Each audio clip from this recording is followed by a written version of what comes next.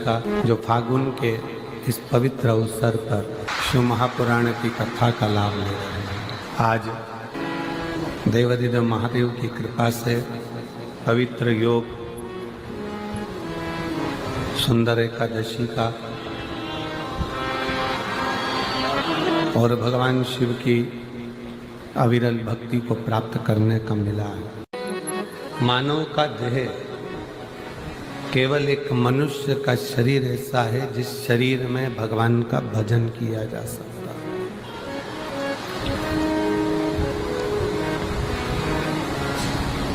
प्रत्येक जन्म में पत्नी भी मिलेगी, पति भी मिलेगा, बच्चे भी मिलेंगे। ऐसा कोई जन्म नहीं है जिसमें पत्नी नहीं होगी, पति नहीं होगा, बच्चे नहीं होंगे। प्रत्येक जन्म में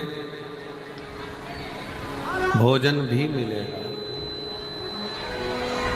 प्रत्येक जन्म में पेट भरने का साधन भी मिलेगा, प्रत्येक जन्म में पीने को पानी भी मिलेगा। हर जन्म में आपको भोजन भी मिलना है, पानी भी मिलना है, हर जन्म में पत्नी भी मिलना है, पति भी मिलना है, बच्चे भी मिलना है। पर जितने भी बाकी के जन्म हैं उन जन्म में आप भगवान का भजन नहीं कर पाओगे। भजन तो केवल मनुष्य की देह में ही मिलता है। केवल एक मानव का शरीर ऐसा है जिस शरीर से हम भगवान का भजन कर सकते। चींटी, माथे में रहने वाला जुआ, खटमल, मच्छर, मछली, मगर, ये जितने जीव हैं ये भगवान का भजन नहीं कर पाते।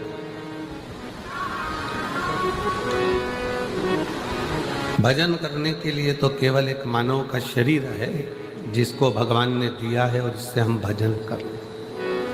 बाकी के किसी शरीर से हम भगवान का भजन नहीं कर सकते। 83,99,999 योनियां भजन करने के लिए नहीं मिली, पर एक योनि है 84,00,000वें नंबर की, वो है ये मानव की योनि, जिसमें आपने कुछ अच्छा कर लिया तो हो सकता है कि अगला जन्म हमारा हो ही ना और हम भगवान शंकर की शरणागति में विराजमान। बार बार जन्म, बार बार मृत्यु, फिर जन्म, फिर मृत्यु। जगत गुरु शंकराचार्य जी कहते हैं पुनरपि जननम पुनरपि मरणम के प्रपंच से दूर हट जाना। कब तक जन्म लेंगे, कब तक मरेंगे, कब तक ये शरीर का, कब तक ये शरीर की खोल, ये कपड़ा हम बदलते रहेंगे, कब तक?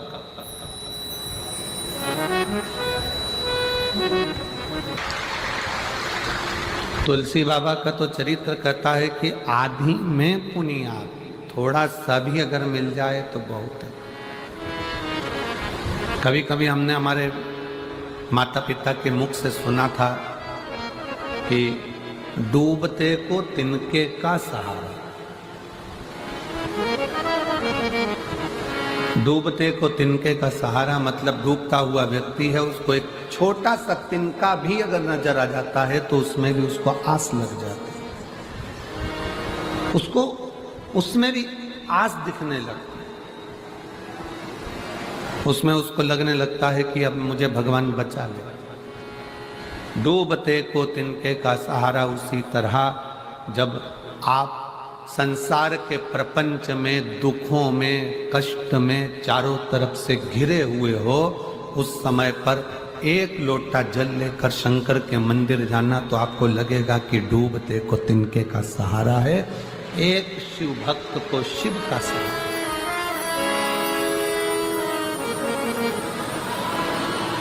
कितना कष्ट इस संसार सागर में जितनों ने जन्म लिया है सबको दुख भोगना पड़ा, चाहे वो भगवान राम क्यों ना हो, चाहे भगवान कृष्ण क्यों ना हो।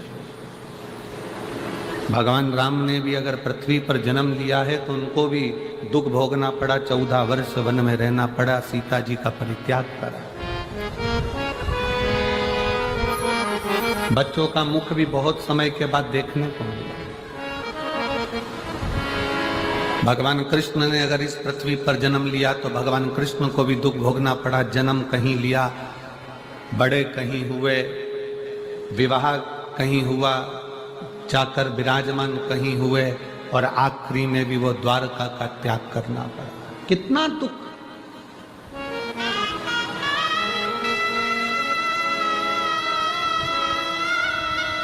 कोई महाराज तुमको मिल जाए,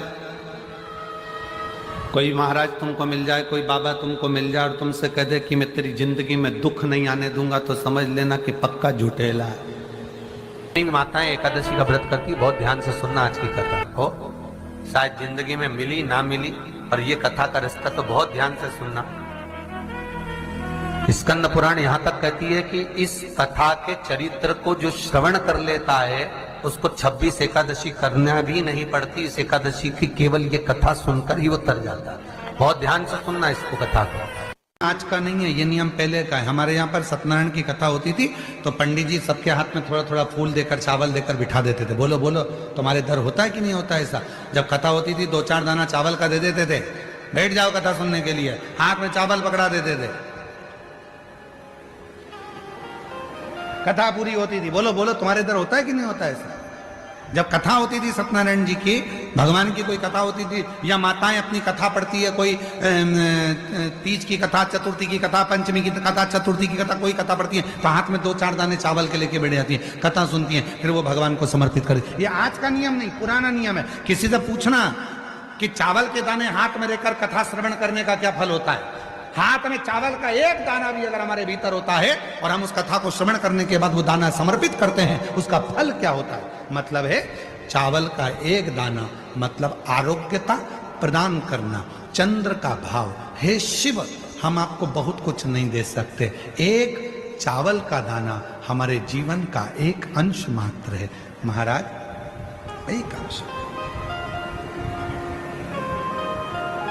हे शिव, हे करुणा सागर, ये आपको समर्पित, ये अंश।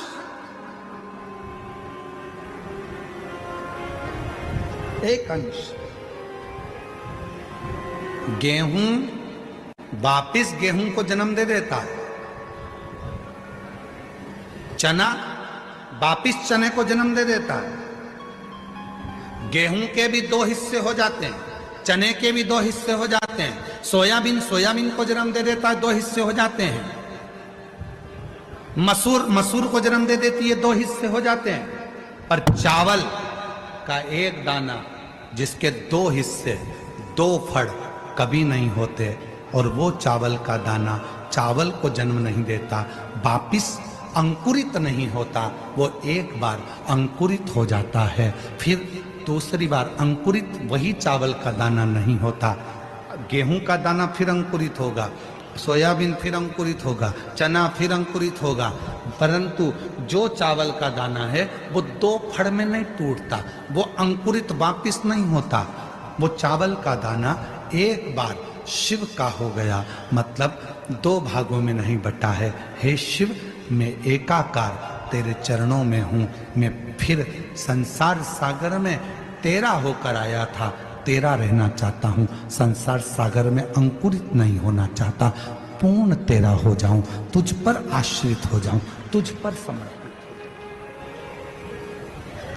जाऊं। चावल का दाना हमें औषधि तक प्रदान करता है। सबसे पहला अन्न है चावल, अक्षत, सबसे पहले।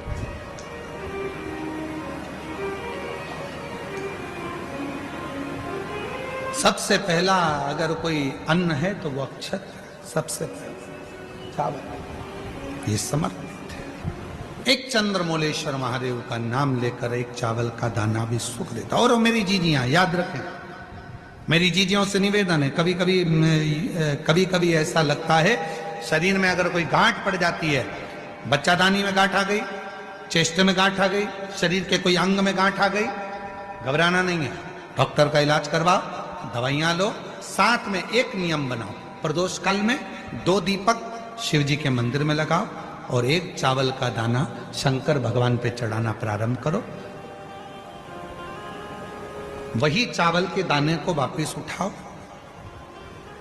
अगर प्रदोष का व्रत नहीं है तो उसी दिन खाओ, और अगर व्रत है तो दूसरे दिन उसका एक नाम है मनसा महादेव। मनसा महादेव से मतलब है जब संसार का व्यक्ति एक बेलपत्र लेकर, भले वो शंकर की चढ़ी हुई बेलपत्र क्यों ना हो, घर से लाई हुई बेलपत्र क्यों ना हो, जब कोई संसार का व्यक्ति एक बेलपत्र को भगवान शंकर के सामने लेकर जाता है और बेलपत्र को जब शिव जी को समर्पित करता है, तो उसके समर्पण करने के समय पर जितनी देर बेलपत्र को मंदिर में लेकर गया, मंदिर से शिवलिंग पर जितनी देर में वो समर्पित करता है, उतनी देर में उसके मन के अंदर बात चलती रहती है। भगवान शंकर उसके मन की बात को स्वीकार कर कर बेलपत्र चढ़ते से ही उसकी बात को स्वीकृत करके उसकी झोली भरना प्रारंभ कर देते हैं। उसको मनसा महादेव कहते हैं।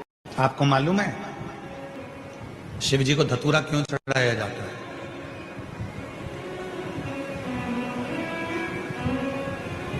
क्यों भगवान शंकर को धतूरा समर्पित किया जाता है? एक धतूरा, और उस धतूरे की भी लीला अलग अलग। जैसे दवाई, कोई दवाई ऐसी रहती है उसको शहद के साथ में, जब आयुर्वेदिक दवाई है तो उसको शहद के साथ में घोल कर चाटा जाता है। कोई दवाई ऐसी रहती है उसको कुनकुने पानी से लिया जाता है। कोई दवाई ऐसी रहती है उसको दूध से लिया जाता है। कोई दवाई ऐसी रहती है कि उसको गुड़ के साथ लिया जाता है। कोई दवाई ऐसी रहती है कि डायरेक्ट उसको मुख में रखा जाता है। कोई दवाई ऐसी रहती है कि उसको गर्म पानी से लेते हैं। कोई दवाई ऐसी रहती है उसको ठंडे पानी से लेते हैं। धतूरे का भी एक नियम है, धतूरे का भी एक नियम है।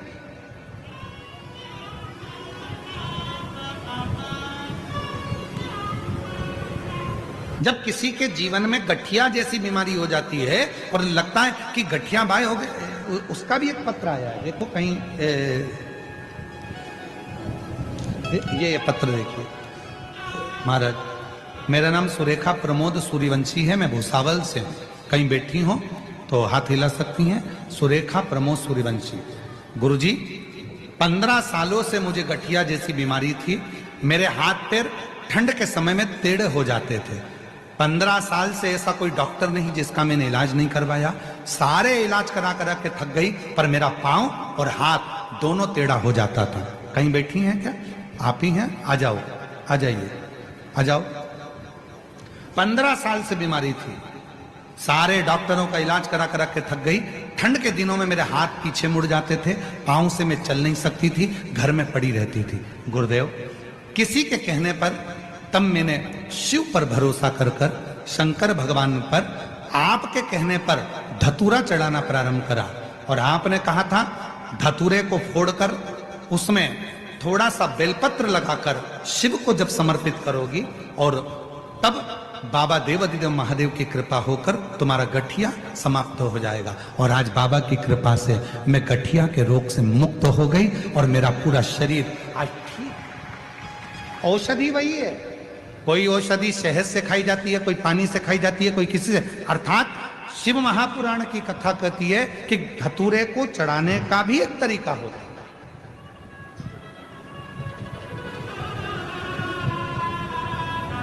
धतूरे को चढ़ाने का।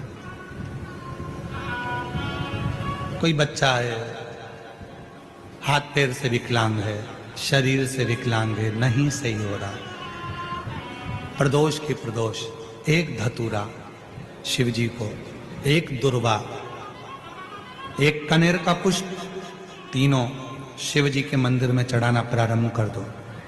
दुर्वा लाओ, पीसो। विकलांग है, चल फिर नहीं रहा है, डॉक्टर का भी इलाज चल रहा है, उसको वो दुर्वा पीस कर सुबह दोपहर शाम 3 बार उसको देना प्रारंभ करो।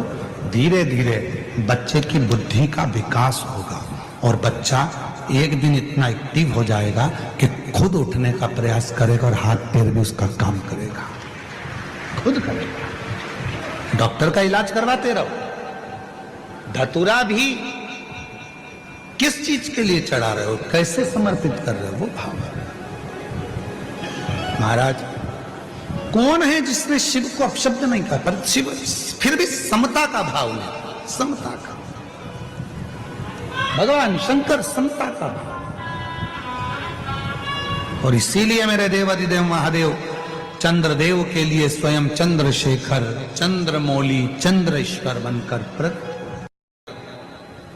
4 भाई रह रहे हैं, चारों भाई कमा रहे हैं,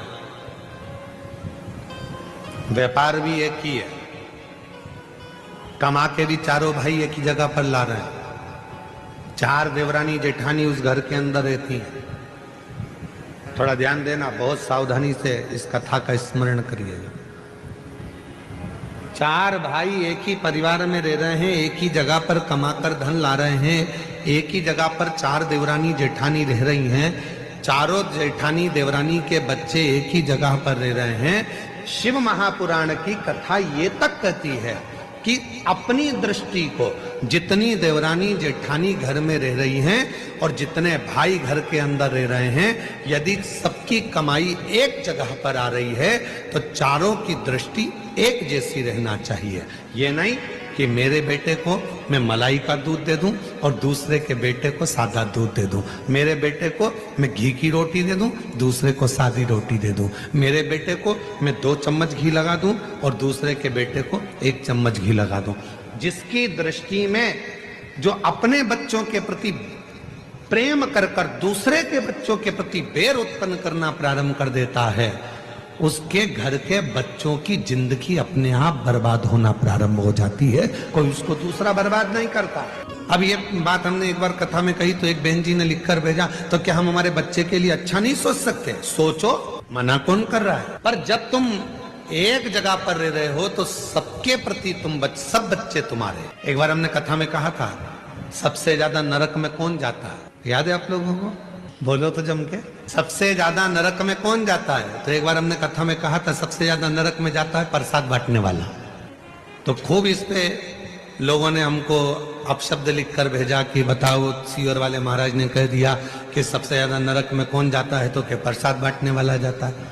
प्रसाद बांटने वाला नरक में क्यों जाता है? तो कहा प्रसाद बांटने वाला प्रसाद कभी भी बंटता है तो अच्छी जगह पर बंटता है, धर्म की जगह पर बंटता है, मंदिर, देवालय, शिवालय, कथा, भागवत, सत्संग, संकीर्तन, तीर्थ। प्रसाद अच्छी जगह पर बंटता है।